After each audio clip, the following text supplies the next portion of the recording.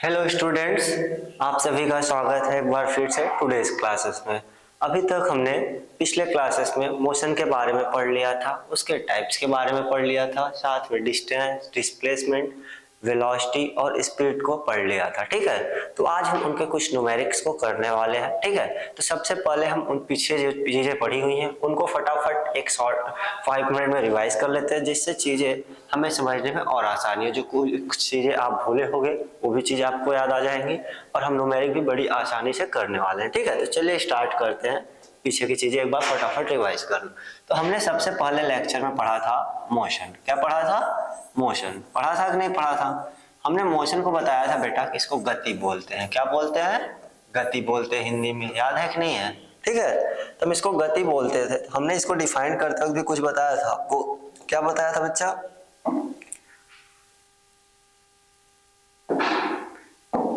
ठीक है, तो जब हमने इसको डिफाइन किया था तो हम लोगों ने बात की थी कि मोशन का जो एग्जैक्ट मीनिंग होता था, मोशन मीन्स क्या बताया गया था आपको? मूवमेंट मीन्स जब कोई ऑब्जेक्ट मूव करता है तो क्या करता है? मोशन करता है। मीन्स मूव करेगा तो अपनी पोजीशन में चेंज करेगा। मीन्स मोशन को एग्जैक्टली डिफाइन कैसे करते थे ये बात भी हमने सीखी थी। इसके लिए क्या होता था? कोई एक स्टेशनरी ऑब्जेक्ट या रेफरेंस पॉइंट होना क्या था बच्चों? जरूरी था कि नहीं था? ठीक है, वही चीज याद रखनी हमें और इसको स्टार्ट करना है। ठीक है, तो चलिए स्टार्ट करते हैं आज का अपना टॉपिक जो है मोशन बढ़िया से। ठीक है, तो इसको डिफाइन करते वक्त हम बोलेंगे कि व्हेन एन ऑब्जेक्ट, क्या बोलेंगे बेटा? व्हेन एन ऑब्जेक्ट, ठीक है, चेंज, व्हेन एन ऑब्जेक्ट,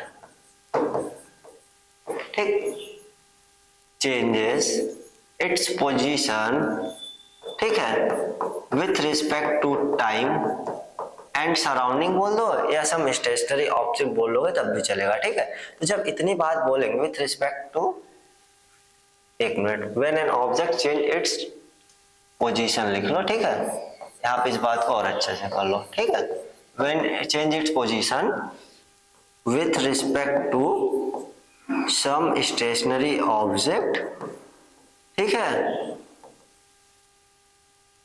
करोगे उसके बाद स्टेशनरी ऑब्जेक्ट एंड टाइम कर लेना इस बात को, क्योंकि टाइम तो जरूरी आएगा। ठीक है, क्योंकि टाइम तो रुकेगा नहीं।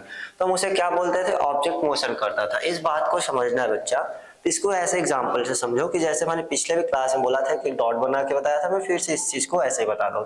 देखिए एक डॉट है, मैं इसके पास हूं, आफ्टर सम टाइम बाद आके आप मुझे वॉच करते हो, देखते हो, तो मैं अपनी पोजीशन में अगर चेंज नहीं किया तो आप कहोगे आपने मोशन नहीं किया ना, मीन्स मूवमेंट नहीं हुआ। बट मैं कह रहा हूं कि अब मैं कुछ टाइम बाद मैं यहाँ आ गया, तो देखिए मैं इस डॉट से यहाँ आया, मैंने ये डिस्टेंस भी कवर कर लिया। ये हमारा फिक्स पॉइंट है जहां से पोजीशन को भी बता रहे हैं, मीन्स ये हमारा एक पॉइंट, रेफरेंस पॉइंट हो गया। ठीक है, तो जब मैं बोलूंगा कि मैंने अपनी पोजीशन में चेंज कर लिया, ठीक है, तो मैंने क्या कहूंगा? मोशन कर लिया। मीन्स ये हमारा रेफरेंस पॉइंट से हुआ कि नहीं हुआ? इस केस में मैंने आपको एक और एग्जाम्पल बताया था, जैसे एक ट्री बना के मैंने बताया था आपको ना। जब ट्री बनाई थी बेटा तो हमने क्या किया था? एक ट्री बना दिया था और एक कार रखा था। ट्री को स्टेशनरी ऑब्जेक्ट हमारा, वो तो मूव नहीं करेगा, कार मूव करेगा। आफ्टर सम टाइम बाद जब आप आके वॉच करते थे तो मैंने बोला था कि देखो अगर बेटा कार ने अपनी पोजीशन में चेंजेस कर लिया इस पेड़ के पास से, मीन समझ लो कि हाँ आ गया।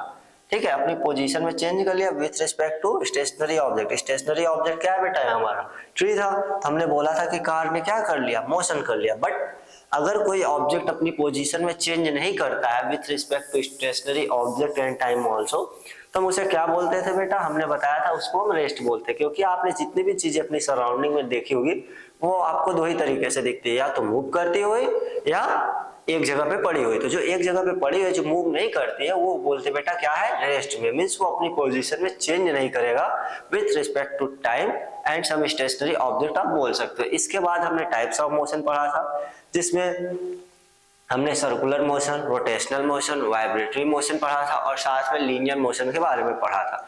उसके बाद हमने डिस्टेंस पढ़ा था कि नहीं पढ़ा था? जो डिस्टेंस था बेटा, हम डिस्टेंस को बताते कैसे थे? डिस्टेंस को मैंने बताया था दूरी बोलते थे हिंदी में। याद है कि नहीं है? याद है ना आपको? चलिए, तो डिस्टेंस को जब हमने बताया था हम इसको दूरी बोलते हैं, तो डिस्टेंस होता क्या था? हमने बोला था कि actual path length covered by moving object, जो मूव करता है एक इनिशियल पॉइंट से फाइनल पॉइंट तक जाने में, जो एक्चुअल पाथ लेंथ कवर्ड करता है वो होता है हमारा डिस्टेंस। हमने बताया था आपको। ठीक है, इस बात को इस एग्जांपल से समझ लीजिए। गोलू फिर से आ गया हमारी क्लास वाला बच्चा। ठीक है, अब ये घर से कहाँ जाना चाह रहा है, स्कूल जाना चाह रहा है, इसको टीचर, मैथ के टीचर, इसके स्कूल में पहला पीरियड मैथ का है, इसको मैथ के टीचर अपने पसंद नहीं है, वो बहुत मारते हैं, इसने आज होमवर्क भी नहीं कंप्लीट किया हुआ है, तो ये क्या करेगा, आज सोचेगा कि कुछ ऐसा करते कि जिससे स्कूल लेट पहुंचा जाए, ठीक है। तो ये क्या करेगा, इस केस में गोलू निकला इधर से ऐसे ऐसे चला गया, ठीक है। तो इस केस में ये क्या किया कि इसने जो ये पाथ ट्रेवल कितनी लंबी वाली बेटा, ठीक है, ये एक्चुअल पाथ लेंथ है इसकी, ठीक है, यहाँ से यहाँ तक जाने में जो कर लिया यही चीज हो गई डिस्टेंस, ठीक है। अभी डिस्प्लेसमेंट में भी जस्ट थोड़ा सा चीजें रिलेट होगी, अभी वो बात आप समझोगे, ठीक है। मीन्स आप बोलना कि एक्चुअल पाथ लेंथ जब कवर्ड होता है मूविंग ऑब्जेक्ट के द्वारा तो उसे क्या बोलते हैं, डिस्टेंस बोलते हैं। और भी चीजें इसके बारे में क्या पढ़ी थी आपने, इसकी एसआई यूनिट पढ़ी थी, एसआई यूनिट पढ़ी थी कि नहीं पढ़ी थी बेटा, एसआई यूनिट बताया गया था आपको, मीटर होता है, डिस्टेंस को एस से इंडिकेट करते थे, ये भी चीज पढ़ी थी आपने, ठीक है। दिखाते हैं बहुत बुक में एक्स लिखा होगा, कंफ्यूज मत होइए आप लोग, ठीक है। अगली बार डिस्टेंस हमेशा पॉजिटिव होता था, इतनी बातें हम लोगों ने कर ली थी, ठीक है। इसके बाद हमें बात करना था डिस्प्लेसमेंट का, जो कि हमने वो भी पढ़ रखा है, आइए उस चीज को फटाक से रिवाइज कर लेते हैं, ठीक है। तो जो डिस्प्लेसमेंट होता था बच्चा, हम उसको क्या बोलते थे, विस्थापन बोलते थे, याद है ना आपको, बताया गया था डिस्प्लेसमेंट, ठीक है, इसको बोलते हैं विस्थापन, क्या बोलते हैं, विस्थापन, ठीक है। हिंदी माध्यम वाले भी देख रहे होंगे, इसलिए ये दोनों चीजें बातें बता दी आज आपको। तो डिस्प्लेसमेंट जो होता था ये ना शॉर्टेस्ट पाथ लेंथ होता था। अब ये गोलू है, फिर से आ गया गोलू, ठीक है, बेचारा परेशान हो जाएगा, इतनी बार इसका नाम आएगा, ठीक है। ये रहा गोलू, अब घर से स्कूल जाना चाह रहा, आज स्कूल में इसके फेवरेट टीचर का पीरियड है, सपोज करो हिंदी वाले सर का। क्या करेगा, सपोज ऐसा करेगा कि आज सोचेगा कि मैं इतनी जल्दी घर से स्कूल पहुंच जाऊं कि मैं सबसे पहले सीट पे बैठूं, सर से अच्छे से मिल सकूं, बात कर सकूं, ठीक है। तो उस केस में क्या करेगा, ट्राई करेगा कि मैं सबसे छोटे वाले रास्ते से जाऊं और सबसे कम समय में पहुंचूं। तो उस केस में ये क्या करेगा, ऐसा वाला रास्ता फॉलो कर लेगा, ये वाला कर लेगा बेटा, करेगा कि नहीं करेगा, ऐसे थोड़ी नहीं जाएगा लेट करने के लिए, नहीं तो इसकी सीट चली जा सकती है। तो इस केस में गोलू क्या करेगा, ये छोटा वाला जो रास्ता है इसी को फॉलो करेगा। तो इसको बोलते क्या, इसी बात को समझना है, ठीक है। तो जो डिस्प्लेसमेंट होता है, घर से निकला स्कूल जाने के लिए ना, घर इनिशियल पॉइंट या फाइनल पॉइंट हो गए, तो घर से स्कूल गए, तो इनिशियल पॉइंट से फाइनल पॉइंट तक जाने में जो शॉर्टेस्ट पाथ लेंथ कवर करेगा ऑब्जेक्ट, उसे हम क्या बोलते हैं, डिस्प्लेसमेंट बोलते हैं। बेटा एक बात और याद रखना कि डिस्टेंस में डायरेक्शन की बातें नहीं होती, बट डिस्प्लेसमेंट ना बेटा डायरेक्शन की बात थी, क्योंकि इसको बता दिया गया कि तुम्हें घर से स्कूल जाना है और तुमको इस डायरेक्शन से जाएगा, इसको पता था कि इस रास्ते से जाऊंगा जल्दी पहुंचूंगा, ये बात समझे। इस चीज को और इस तरीके से रिलेट कर सकते हो कि एक शॉपकीपर है, उसकी शॉप है, आप कहीं गए हो किसी रिलेटिव के घर, सपोज कर लो, तो आपके रिलेटिव का हाउस हो गया, ठीक है, और यहाँ पे शॉप है, ठीक है, ऐसा लिख दिया मैंने, ठीक। अब देखो क्या कहा जाएगा, अब आपसे कह दिया जाए कि घर से 500 मीटर दूरी पे एक शॉप है, आप वहां जाओ और वहां से सामान लेके आओ। आपको डायरेक्शन मेंशन नहीं की जाती, तो मतलब उस केस में आप क्या करोगे, या तो इधर जाओगे पहले, फिर इधर से भटक के पहुंच सकते हो, कहीं घूमते हुए इधर से जा सकते हो, ऐसे भी पहुंच सकते हो, ठीक है। मीन्स आपका पाथ लेंथ बड़ा हो जाएगा। बट आप क्या करो, अगर उसमें डायरेक्शन ऐड कर दिया था, बोल दिया था कि घर से नॉर्थ डायरेक्शन में 500 मीटर दूरी पे ये शॉप है, तुम जाओ सामान लेकर, तो उस केस में आप क्या करते, एक सीधा सीधा रास्ता फॉलो करते, एकदम स्ट्रेट सा घर से शॉप तक जाने का, जाके चले आते सामान लेके, होता है नहीं होता। तो उस केस में आप क्या कर देते कि हमने डायरेक्शन बता दिया आपको, ठीक है। तो याद रखना कि डिस्टेंस में बेटा डायरेक्शन की बात नहीं होती है, डिस्प्लेसमेंट में डायरेक्शन की बात होती है, उसमें मैग्नीट्यूड होता है बट साथ में डायरेक्शन भी मेंशन होता है। इसलिए क्या होता है कि जो डिस्टेंस होता था बेटा हमारा स्केलर क्वांटिटी होता था, ठीक है, उसको हम क्या बोलते थे, स्केलर क्वांटिटी बोलते हैं डिस्टेंस को, ठीक है, शायद पेज गला गया, ठीक है। तो उसको हम क्या बोलते थे बेटा, स्केलर क्वांटिटी बोलते थे, ठीक है। डिस्टेंस जो था हमारा बेटा लिख दे रहे हैं हम, ठीक है, डिस्टेंस जो होता है वो क्या होता है, स्केलर क्वांटिटी होता है। अब ये क्वांटिटी क्या होती है अगर आपको नहीं पता तो आप पिछले वीडियोस देख लो, आपको बहुत अच्छे से क्लियर हो जाएंगे, ठीक है। तो स्केलर क्वांटिटी इसमें जस्ट मैग्नीट्यूड की बात है, नहीं तो मैं एक बात शॉर्ट में बता देता हूँ। फिजिकल क्वांटिटी वो क्वांटिटी होती थी जिनको हम मेजर कर पाते थे, क्या करते थे, मेजर कर पाते थे। इसको हिंदी में भौतिक राशियां बोलते थे, मैंने बताया था क्वांटिटी, ठीक है, ठीक ठीक। तो याद रखना भौतिक राशियां वो राशियां होती है जिनको हम क्या कर सकते हैं, माप सकते हैं। अब ये दो प्रकार की होती थी, सदिश राशि और अदिश राशि, मींस स्केलर क्वांटिटी और वेक्टर क्वांटिटी। स्केलर क्वांटिटी जो होती थी बेटा उसमें सिर्फ मैग्नीट्यूड होता था, ठीक है, डायरेक्शन की बात नहीं होती थी, और दूसरी वेक्टर थी। इस बात को ऐसे भी मैंने आपको समझाया था पिछले क्लास में कि सपोज करो कि अब आपको कह दिया जाए कि 500 नहीं 5 kg ले लो, ठीक है, 5 kg शुगर लाओ। तो आपसे क्या कभी कहा जाता है कि 5 kg शुगर नॉर्थ डायरेक्शन में लेके आप कहीं शॉपकीपर से जाते हो तो कहते हो कि मुझे इतने कीजिए, कुछ भी आप सामान मांगते हो तो कहते हो इतने डायरेक्शन में दे दो, नहीं ना, आप कहते हो क्या सीधे उससे जाते हो, सपोज करो राइस लेने तो बोलोगे 5 kg राइस दे दो, तो कहे आप कहते हो क्या नॉर्थ डायरेक्शन दे दो, नहीं, जस्ट यहाँ मैग्नीट्यूड की बात होती है, जो 5 है वो मैग्नीट्यूड है, ये तो यूनिट है बेटा, ठीक है।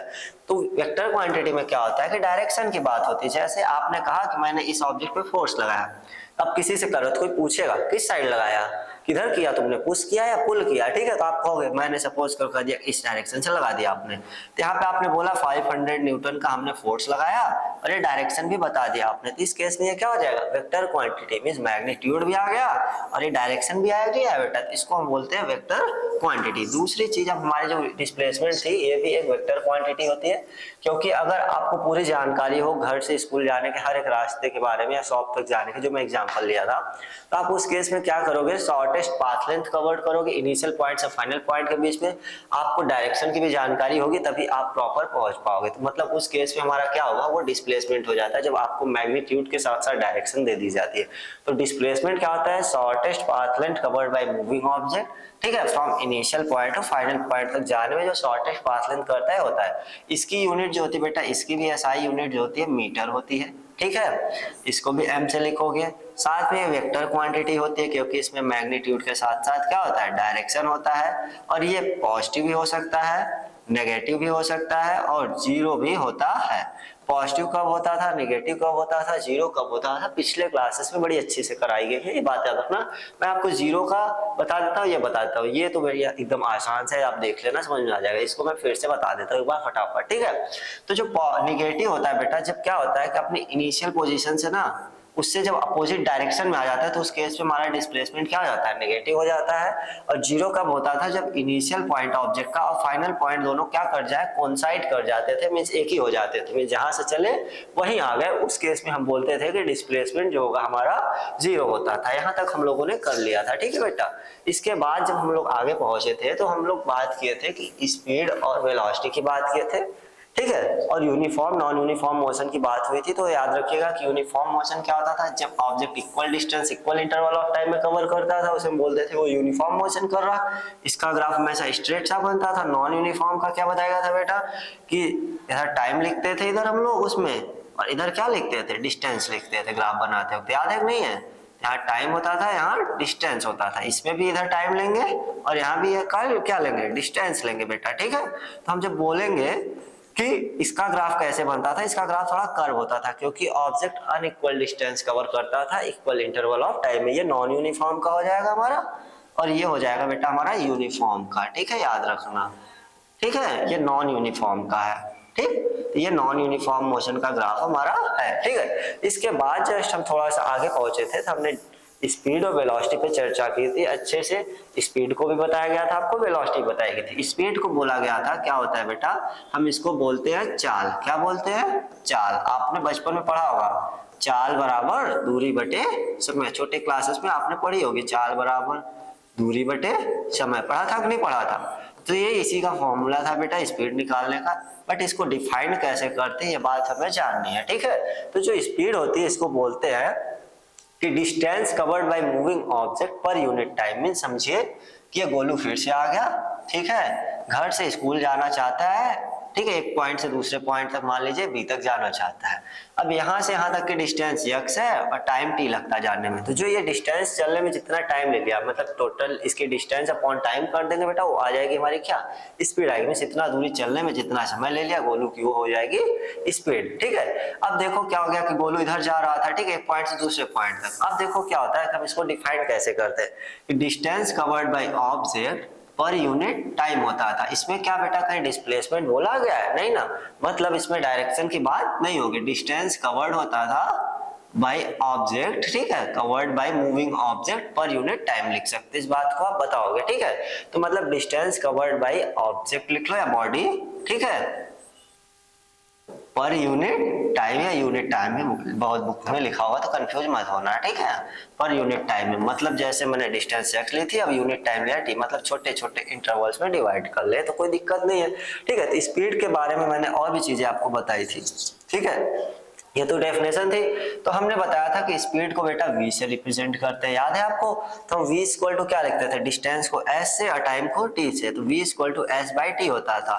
तो स्पीड इक्वल टू क्या होता था, डिस्टेंस अपॉन टाइम होता था, चाल बराबर दूरी बटे समय होता था। ठीक है, एक स्पीड हमारी कैसी क्वांटिटी है, अगर ये डिस्टेंस कवर करे मतलब इसमें डायरेक्शन की बात नहीं है, मतलब ये क्या हो जाएगा हमारा स्केलर क्वांटिटी होता है। ठीक है, ये बात आप याद रखना। ठीक है, अगली बात इसकी यूनिट क्या होती है, तो बेटा देखो यहीं से यूनिट लिख लेते हैं हम। यूनिट जब लिखेंगे हम क्या बोलेंगे कि डिस्टेंस की यूनिट क्या हमने बताई थी, एसआई यूनिट मीटर, और टाइम की सेकंड बताई गई थी कि नहीं बताई गई थी, तो इसको ऐसे लिखा जा सकता है, मीटर सेकंड इनवर्स लिख सकते हैं हम। ठीक है, आप बहुत जगह इसको प्रॉपर लिख देते हैं, यहाँ पे मीटर लिख लो, ठीक है, अपॉन सेकंड लिख लो यहाँ पे। ठीक है, जब मीटर अपॉन सेकंड लिखा तो हम इसको ऐसे भी लिख सकते हैं, मीटर अपॉन सेकंड भी लिखा जाता है और करके, या इसी को आप ऐसे भी लिख सकते हैं बेटा, जो कि मैं यूज करूंगा max to max time, meter second inverse. ठीक है, आप चाहो तो कोई भी यूज कर सकते हो, ये इसकी एसआई यूनिट होती है। बट हमारे कंट्री में क्या होता है, आपके घर में जो व्हीकल्स होंगे, ठीक है, चाहे उस व्हीकल्स में कार हो चाहे बाइक हो, ठीक है,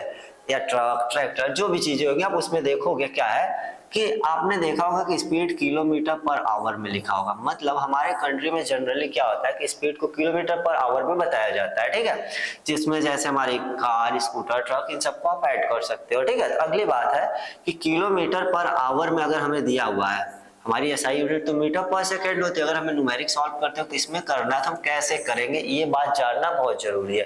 तो एक बात आप याद रखना, आप जानते हो मेट्रिक मेजरमेंट में पढ़ा होगा आपने छोटे क्लासेस में, शायद थर्ड फोर्थ या फिफ्थ में ही पढ़ लिया होगा, ये चीज बहुत बेसिक सी बात होती है। 1 किलोमीटर में कितने मीटर होते हैं, 1000 मीटर होते हैं, होते नहीं होते? और 1 आवर में कितने मिनट होते हैं, ये भी आपने पढ़ा होगा छोटे क्लासेस में, 60 मिनट होते हैं। और आपने एक चीज और पढ़ी होगी कि 1 मिनट में कितने सेकंड होते हैं, पढ़ा था कि नहीं पढ़ा था? बिल्कुल पढ़ा है आप लोगों ने। ठीक है, चलिए, तो ये हो गया। अब इसको कन्वर्ट जब करेंगे 1 किलोमीटर पर आवर को मीटर पर सेकंड में कन्वर्ट करना है हमें, तो कैसे करेंगे? देखिए 1 किलोमीटर में कितने मीटर हो गए, 1000 मीटर हो गए, और 1 घंटे में कितने मिनट होते हैं, 60, और कितने सेकंड होते हैं 1 मिनट में 60। हमने कन्वर्ट कर लिया, अब इसको मल्टीप्लाई कर लो, 1000 अपॉन 36.20। ठीक है, ये 2 जीरो से 2 जीरो बेटा कट गया, बचा कितना हमारा, लिख लो आराम से, बिल्कुल जल्दीबाजी नहीं है करने की, 10/36 हो गई। ठीक है, अब इसको कट कर लो, 2 5 जा 10 और 2 18 जा 36 हो जाएगा। तो मतलब कितना आ गया कि 1 किलोमीटर पर आवर को अगर हम बेटा मीटर पर सेकंड में कन्वर्ट करना, तो हम डायरेक्ट 5/18 से मल्टीप्लाई करके उसको मीटर पर सेकंड में कन्वर्ट कर सकते हैं। ये बात आपको याद रखना, सीधे इससे कर देंगे वो मीटर पर सेकंड में आ जाएगा। इसके बाद अगली चीज जो होगी बेटा, हम लोगों ने पढ़ा था कि डिस्टेंस और डिस्प्लेसमेंट में पढ़ते वक्त एक बात तो हम लोगों ने चर्चा नहीं की, अभी उस चीज को रिवाइज कर लेते हैं, वहां छूट गई थी शायद मुझे जहां तक याद है। अब कब डिस्प्लेसमेंट और डिस्टेंस इक्वल होता है, जब दोनों का मैग्नीट्यूड सेम हो। तो मैग्नीट्यूड तभी सेम हो सकता है जब क्या करें, मूविंग ऑब्जेक्ट स्ट्रेट पाथ पे मूव कर ले, उस केस में डिस्टेंस भी इक्वल हो जाएगा और डिस्प्लेसमेंट भी। मतलब जैसे ऑब्जेक्ट यहाँ से यहाँ तक गया, ये वाला पाथ फॉलो कर रहा है ना, ये तो कुछ तो है, ये तो डिस्टेंस हो गई, हम बोल रहे थे, ये भी डिस्टेंस है, ये भी डिस्टेंस है। मैंने आपसे बोला था कि एक केस आएगा जब दोनों इक्वल होंगे, पिछले वीडियोस में मैंने बोला हुआ है। ठीक है, तो बात आप याद रखना। ठीक है, क्या होता था उसमें, आप बोलोगे कि यहाँ से यहाँ तक जब जाएगा, जब ऑब्जेक्ट स्ट्रेट पाथ मूव करेगा, ठीक है, स्ट्रेट लाइन मूव करेगा, तो क्या करेगा उस केस में हमारी जो डिस्टेंस है और डिस्प्लेसमेंट क्या हो जाएंगे, इक्वल आ जाएंगे। मींस दोनों का मैग्नीट्यूड सेम हो जाएगा और इस डायरेक्शन में भी आगे नहीं आगे। मतलब याद रखना कि जब स्ट्रेट लाइन पे मूव करेगा तो उस केस में क्या हो जाएगा, डिस्टेंस और डिस्प्लेसमेंट इक्वल आएंगे। मतलब ये चीज हो सकती है, डिस्टेंस इसको बोल सकते हैं इस केस में, और डिस्प्लेसमेंट भी बोलेंगे जब ऑब्जेक्ट क्या करेगा, एक स्ट्रेट पाथ पे मूव करेगा। बात समझे, इस बात को याद रखिएगा आप लोग। ठीक है, इसी तरीके से स्पीड और वेलोसिटी को भी हम क्या बोल सकते हैं, इक्वल बोल सकते हैं। कैसे बोलेंगे, देखिए अभी तो हमने स्पीड पढ़ी है ना, अभी और चीजें सिखाते हैं। देखिए स्पीड जो है हमने बोला कि डिस्टेंस अपॉन टाइम होती है।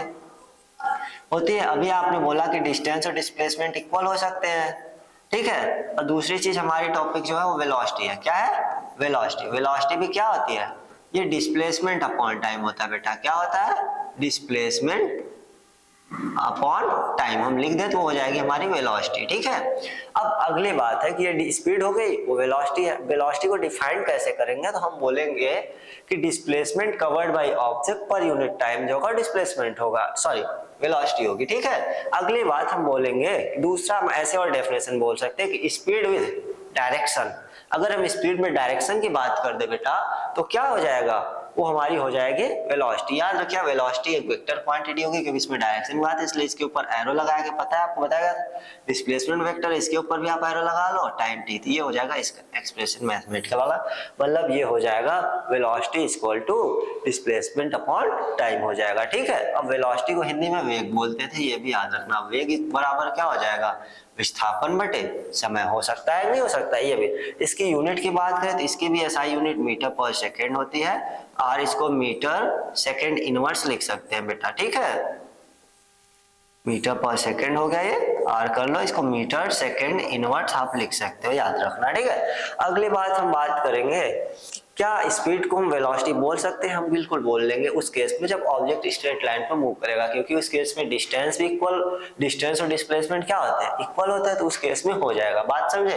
इसके बाद आपको एवरेज स्पीड निकालना सिखाया गया था और एवरेज वेलोसिटी सिखाई गई थी। एवरेज स्पीड में हमने क्या किया था बच्चा, हमने एवरेज स्पीड में क्या बोला था कि मान लो आप घर से स्कूल गए तो उस केस में क्या हुआ, इसको औसत चाल बोलते हैं हिंदी में, याद रखना, ठीक है। जैसे सपोज करो आप यहाँ से गए, यहाँ x1 डिस्टेंस है, टाइम t1 लगा। अब यहाँ की स्पीड आपकी बदल रही है, ठीक है, यहाँ पहुंच गए, यहाँ का x2 है, टाइम t2 हो गया, ठीक है, याद रखिए x2, ठीक। यहाँ से आ गए यहाँ पे a b c d, ठीक है। तो यहाँ पे x3 पे गए, टाइम t3 लग गया। तो मतलब ये जो अलग अलग आप जा रहे हो तो पास में क्या कहीं ट्रैफिक ज्यादा है या रश ज्यादा है, भीड़ भाड़ क्राउड होने की वजह से आप देख रहे हो कि आपकी स्पीड हर जगह सेम नहीं रह पा रही है, नहीं रह पा रही है।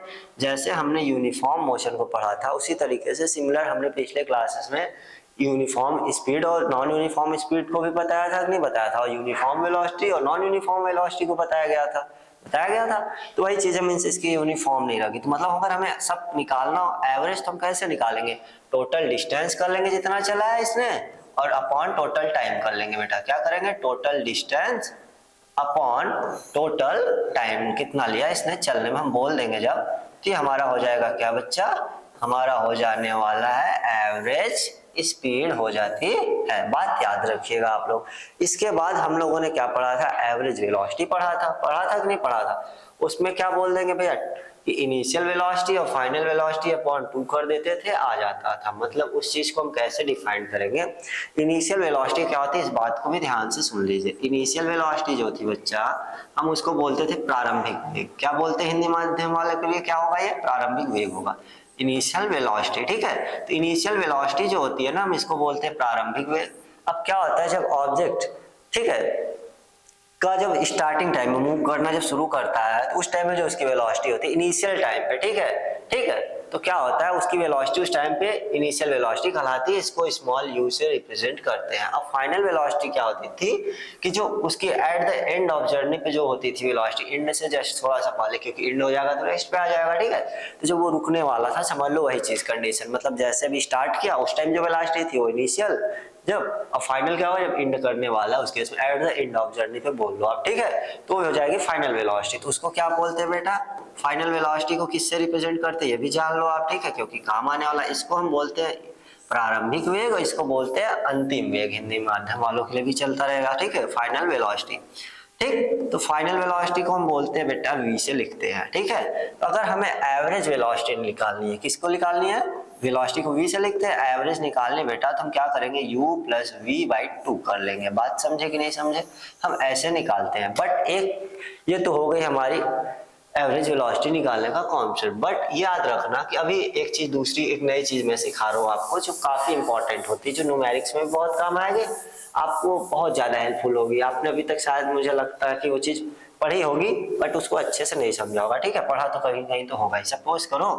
कि ये एक पाथ है, क्या है, पाथ है, इसकी डिस्टेंस मान लो 2x ले ली हमने, कोई दिक्कत। अब कोई ऑब्जेक्ट है, मान लो half of distance velocity v1 से जाता है और हाफ ऑफ v2 से जाता है, ठीक है, इसको कवर करने के लिए। तो इस केस में कहा जाए कि बताओ भैया कि ये इसने इसकी एवरेज वेलोसिटी क्या होगी, तो इसकी जो वेलोसिटी इस टाइप वाले कंडीशन की निकाली, मतलब कोई एक डिस्टेंस कवर करना है, तो कोई ऑब्जेक्ट पहले कुछ दूर अलग वेलोसिटी से जाता है, फिर उसके बाद का जो डिस्टेंस बचता है अलग वेलोसिटी आता है, तो उसको निकालते कैसे आइए समझते हैं। हाफ ऑफ डिस्टेंस मान लो अलग है, हाफ अलग है, तो इस केस में सबसे पहले तो हम टाइम फाइंड कर लेते हैं कि यहाँ से यहाँ तक जाने में टाइम क्या लगेगा।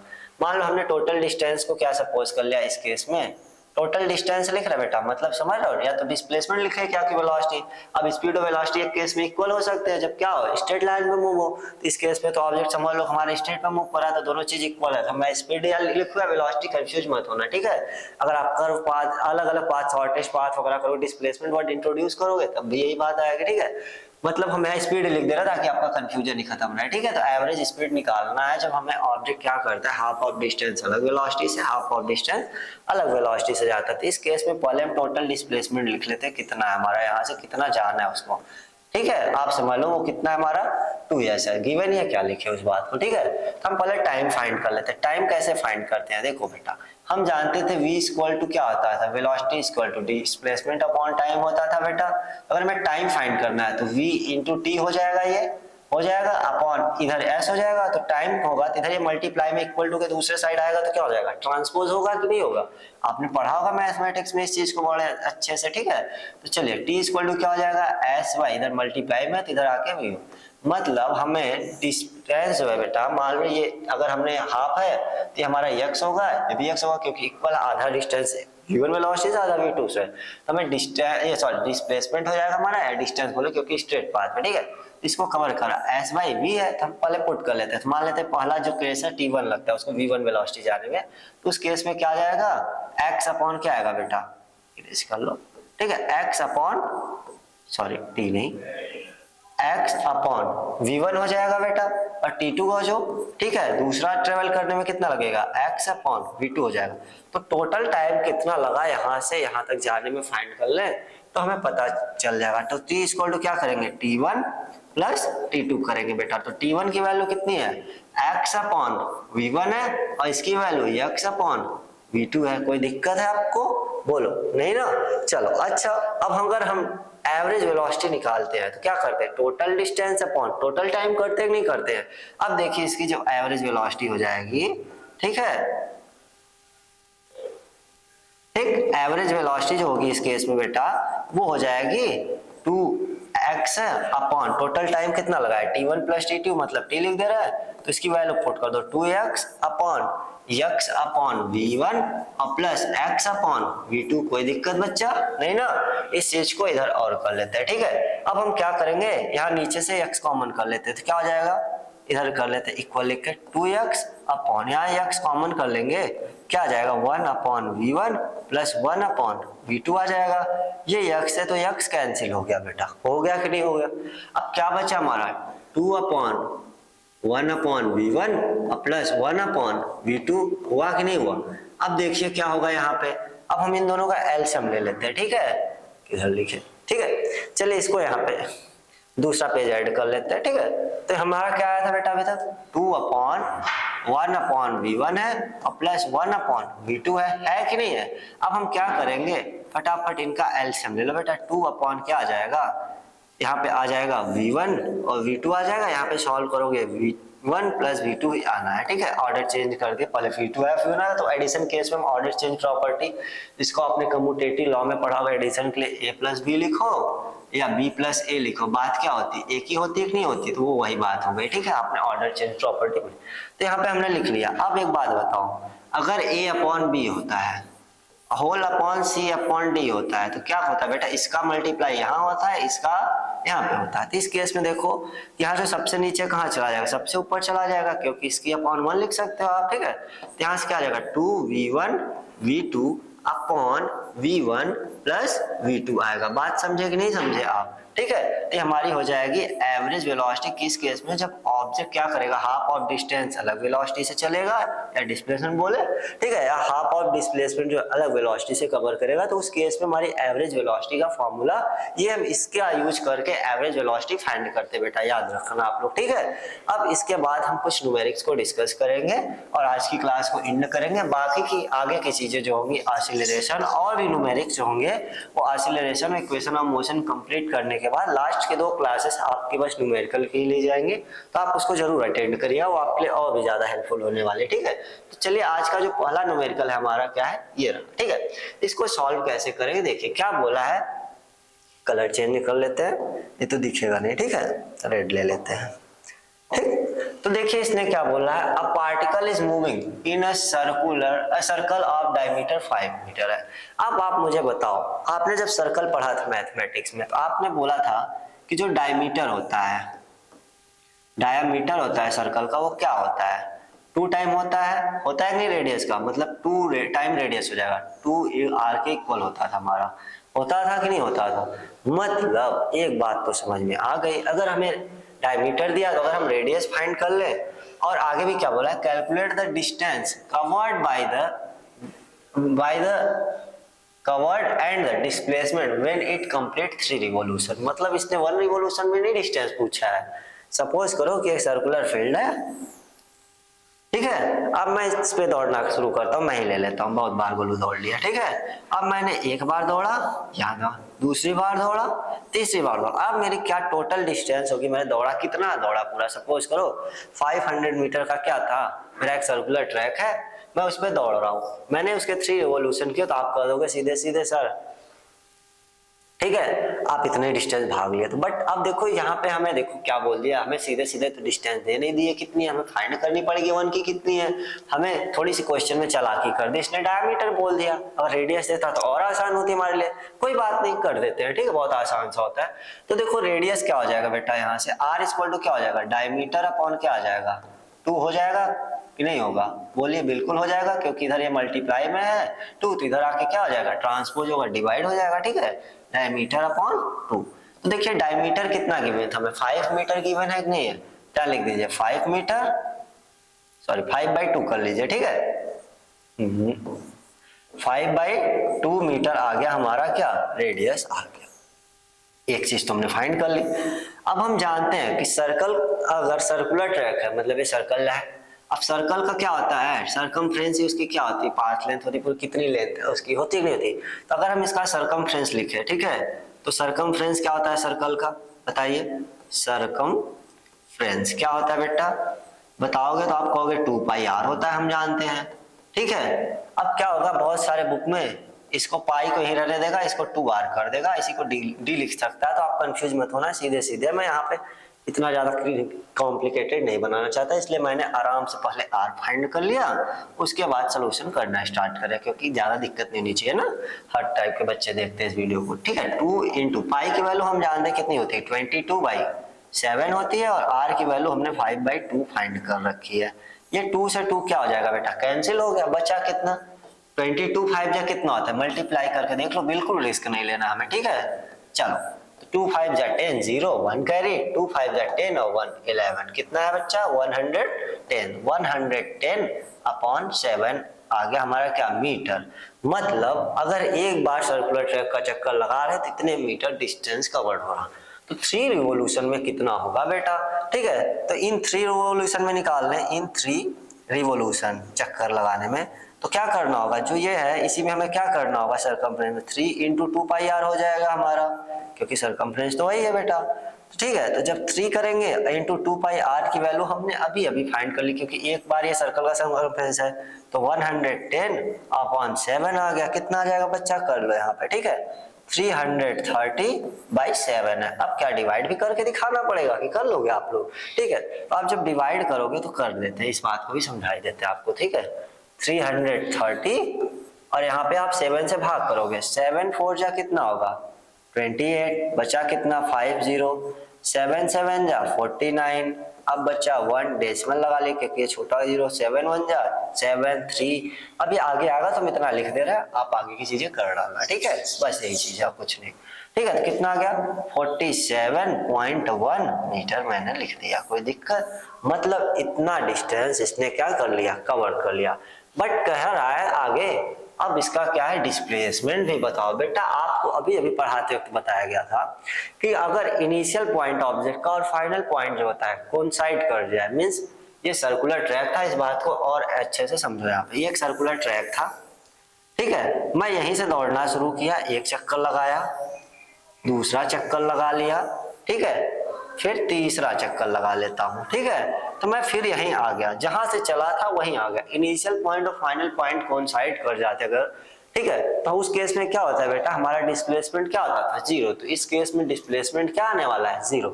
ये रहा आपका पहला न्यूमेरिकल, ठीक है, कितना आसानी से कर लिया आपने। चलिए अब दूसरा है जो, उसको भी कर देते हैं फटाफट, ठीक है।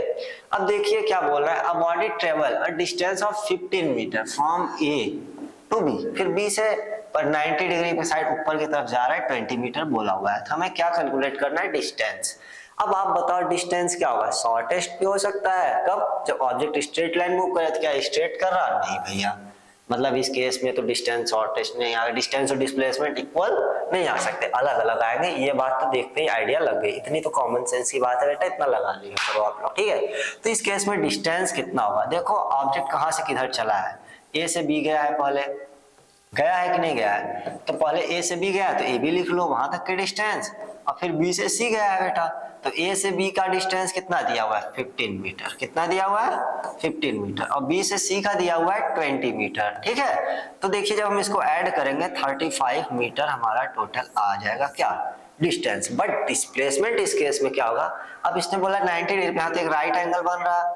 अब बताओ राइट एंगल ट्राइंगल को क्या, जब पाइथागोरस थ्योरम पढ़ते थे तो क्या होता था, हाइपोटेनस का स्क्वायर इक्वल टू परपेंडिकुलर का स्क्वायर और बेस के स्क्वायर के इक्वल होता था, ठीक है। तो इस केस में ये हमारा हाइपोटेनस हो जाएगा, ठीक है, ये हमारा परपेंडिकुलर हो जाएगा और ये हमारा बेस होगा, ठीक है बेटा। तो फटाफट वैल्यू पुट करो, तो देखो हाइपोटेनस हमारा AC है, तो यहाँ पे लिख दो AC का स्क्वायर, कोई दिक्कत, और परपेंडिकुलर कितना है बेटा हमारा, BC है, ठीक है, BC का स्क्वायर, और बेस कितना है, AB का स्क्वायर, कोई दिक्कत नहीं ना। अब बताओ अगर इधर स्क्वायर है, स्क्वायर हटाते तो क्या लग जाता है, स्क्वायर रूट में रूट लग जाता है कि नहीं हटता है, दूसरी साइड लगा, इधर लाएंगे तो लिख दो BC का स्क्वायर और AB का स्क्वायर। बात समझ में आई आपको। अब देखिए वैल्यू पुट करिए फटाफट, बिल्कुल आराम से, कोई जल्दीबाजी नहीं, गलत करने से अच्छा थोड़ा आराम से टाइम लेके करिए।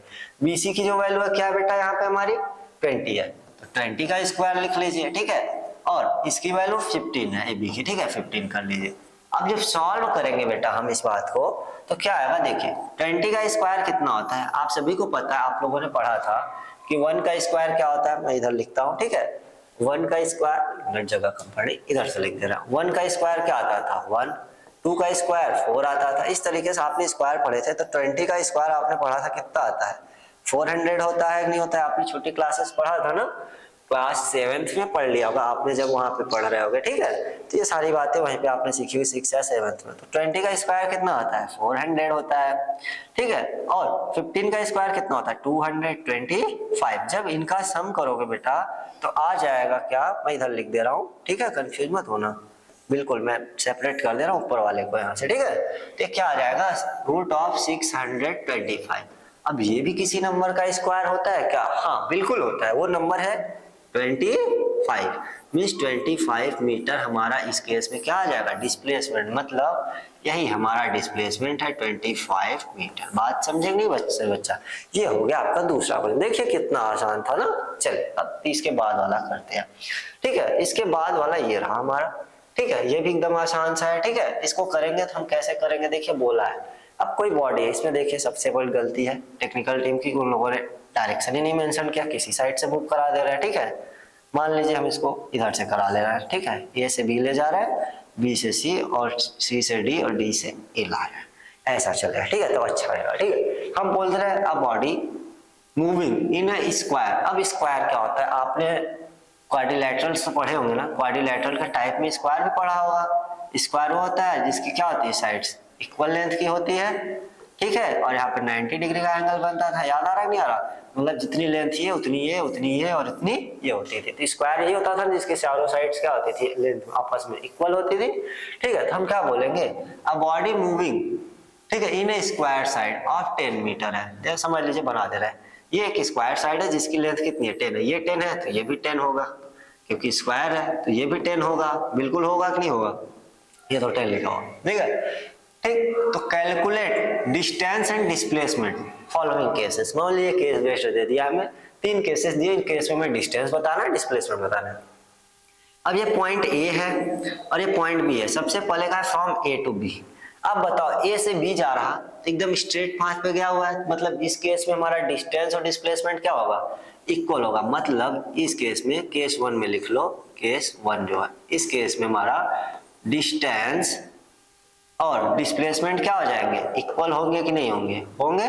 मतलब जब हम फाइंड करेंगे तो दोनों चीजें इक्वल आने वाली है। चलिए, क्योंकि ऐसा क्यों हुआ है, क्योंकि ऑब्जेक्ट स्ट्रेट पाथ पे मूव कर रहा है, इस स्ट्रेट लाइन पे मूव करते जा रहा है। तो देखिए ए बी तक जाने का डिस्टेंस कितना है भैया, ए से बी जाने का 10 मीटर है, तो मतलब ये डिस्टेंस हो गया और यही चीज हमारी डिस्प्लेसमेंट हो जाएगी। ये पहला केस हुआ हमारा सॉल्व। अब दूसरा केस क्या है, अब इसको समझिए। फ्रॉम ए टू सी जाना है अब हमें, ठीक है। अब ए से सी जाने में ऑब्जेक्ट सीधे सीधे नहीं चल के गया है, थोड़ा सा बदमाशी कर रहा, ठीक है। अब पहले ए से बी गया है और बी से सी गया है, ठीक है। तो इस केस में ए से सी जाने में जो डिस्टेंस कवर होगा वो क्या होगा, तो पहली चीज तो ये तुम्हारी डिस्टेंस हो जाएगी, क्योंकि पहले ए से बी गया और बी से सी गया, गया है नहीं गया है, ठीक है। बट डिस्प्लेसमेंट क्या होगा, सीधे सीधे ए से सी पहुंच जाते, ये समझ लो छोटा वाला रास्ता, ठीक है। तो हम पहले इस केस में अगर डिस्टेंस फाइंड करेंगे बच्चा, तो अगर हम डिस्टेंस लिखेंगे तो क्या आ जाएगा, ठीक है। आप डिस्टेंस बताओगे तो बोलोगे A B plus B C, कर दोगे कि नहीं कर दोगे, बिल्कुल करोगे, ठीक है। ए बी और बी सी करोगे तो 10 प्लस 10 कर दोगे, लास्ट में कर दोगे 20 मीटर हमारा आ जाएगा आंसर। बात समझे। बट डिस्प्लेसमेंट जब निकालना होगा तो देखिए हमने अभी बोला कि ये स्क्वायर की जो साइड्स होती है वो आपस में इक्वल होती है और 90 डिग्री का एंगल बनता है जहां एडजेसेंट साइड मिलती है, ज्वाइन होती है ना। तो मतलब ये एक राइट एंगल ट्राइंगल है, ठीक है। ये हाइपोटेनस है, ठीक है, ठीक। तो परपेंडिकुलर और बेस का हमें स्क्वायर करके ऐड कर दे, उनका रूट ले ले तो हमारा ये चीज आ जाना है बेटा, समझे कि नहीं समझे। तो चलो हम जानते हैं कि AC का स्क्वायर किसके इक्वल आ जाएगा, बोलो भाई पाइथागोरस थ्योरम यहाँ लिख सकते हो आप, ठीक, लिख लेना सकते हो, क्या लिखना पड़ेगा आपको, ठीक है। AB का स्क्वायर और प्लस BC का स्क्वायर, बात समझे कि नहीं समझे। तो AB की जो वैल्यू है बेटा, हम इसको ऐड करें, यहाँ पे स्क्वायर हटाएंगे तो स्क्वायर रूट लग जाएगा इधर, ठीक है। अब ए बी की वैल्यू बोलो 10 है, 10 का स्क्वायर कर दिया, ठीक है। क्लियर नहीं लिखा गया, बहुत गड़बड़ है जी, सुधार करना होगा हमें भी, ठीक है। 10 का स्क्वायर प्लस 10 का स्क्वायर, ठीक है, बात समझे। अब देखो क्या होगा कि 10 10 जा कितना होता है बेटा, 100 होता है। दूसरा ये भी 100 हो गया हमारा, होगा कि नहीं होगा। अब 100 और 100 ऐड होके कितना हो गया, 200। अब फटाफट आप 200 का फैक्टर कर लो, देख लो क्या आता है, लिख के, बिल्कुल रिस्क नहीं लेना है, ठीक है, एकदम आराम से, कोई जल्दी नहीं है। 2 1 जा 2, यहाँ पे आ गया 10, 2 से करेंगे 50, फिर करेंगे 25, फिर करेंगे 5 से 5 आ जाएगा, फिर लास्ट 5 से 1 आ गया। मतलब क्या क्या आया बेटा, रूट में लिख लो इस बात को, 2 इंटू 2 इंटू 2 इंटू 5 इंटू 5, कोई दिक्कत। अब जितने का पेयर बन रहा वो तो रूट से बाहर आके सिंगल सिंगल लिखा जाएगा, स्क्वायर रूट में तो आप पे पढ़ाएगा 2 इंटू 5 हो गया। अब बचा रूट में अकेला अंदर 2, तो 2 5 जा कितना आया 10 और ये रूट 2, तो 10 रूट 2 जो होगा बेटा इस केस में हमारा डिस्प्लेसमेंट होगा, कितना होगा 10 रूट 2, इस केस में हमारा डिस्प्लेसमेंट होने वाला है मीटर, ठीक है। ये बात याद रखना, यूनिट जरूर लिखनी है। अगर आप यूनिट नहीं लिखते हो तो फिजिक्स में आपका न्यूमेरिक करना व्यर्थ है, ठीक है, आपको मार्क्स वहीं कट जाएंगे, आपके मार्क्स कट सकते हैं, ठीक है। तो याद रखना यूनिट का भी बहुत ज्यादा रोल होता है। अगर आप सॉल्व करते हो तो लास्ट में यूनिट जरूर लिखना, केयरफुल रहिएगा इस बात को, इसको लेके लापरवाही नहीं करनी है। अब क्या करा, थर्ड केस क्या बोल रहा है कि बचना है ए से बी गया पहले, फिर बी से सी, सी से डी और डी से ए, मतलब जहां से गया और वहीं वापस आ गया। तो इस केस में डिस्प्लेसमेंट तो हो जाएगा 0, क्योंकि इनिशियल पॉइंट और फाइनल पॉइंट क्या हो गया, object initial position final position same हो गया, तो डिस्प्लेसमेंट तो आप डायरेक्ट 0 लिख दो। बट डिस्टेंस क्या होगा ये चीज हमें कैलकुलेट करनी पड़ेगी। एक्चुअल पाथ लेंथ होती है, ये कभी नेगेटिव नहीं होगा, वाली चीज याद रखना। तो ए से बी गया 10, बी से सी गया 10, सी से डी आया 10 और डी से ए आया 10, मतलब 10 प्लस 10 प्लस 10 प्लस 10, सीधा सीधा लिख दे रहा है, ठीक है। 10 प्लस 10 प्लस 10, जगह मीटर ही है ना, मेंशन कर लेना, ठीक है, ठीक। कितना आएगा 40 मीटर आ जाएगा, इस केस में हमारा डिस्टेंस आएगा। बात समझे कि नहीं समझे। इसके बाद अगला क्वेश्चन है जो हमारा वो है, ठीक है, लास्ट है, ठीक। अब ये क्या बोला, an object travel 16 meter in 4 second, मतलब देखिए अब 16 मीटर चलने में ऑब्जेक्ट को 4 सेकेंड लगे हैं और अनदर 16 मीटर इन 2 सेकेंड हो गया, ठीक है दूसरा, ठीक है। हमें एवरेज स्पीड बतानी है ऑब्जेक्ट की, ठीक है। तो पहले केस के लिए देखो क्या है कि हम क्या करेंगे, एवरेज स्पीड जब निकालना होगा, हमें क्या निकालना होगा, एवरेज स्पीड, ठीक है। तो एवरेज स्पीड निकालने के लिए क्या बताया था मैंने, total distance upon total time, ठीक है। Total distance upon total time आप ऐड कर लो, लिख लो, ठीक है। ठीक, तो टोटल डिस्टेंस कितना देख लो 16 और ये 16 हो जाएगा, ऐड कर लो तो 16 मीटर और ये भी 16 मीटर। और टोटल टाइम कितना है बच्चा, 4 सेकेंड और 2 सेकेंड, कितना आ जाएगा, लिख लो एकदम आराम से, ठीक है, कोई जल्दी नहीं। 4 और ये भी 2 सेकेंड है, ठीक है, लिख लो एकदम, ठीक।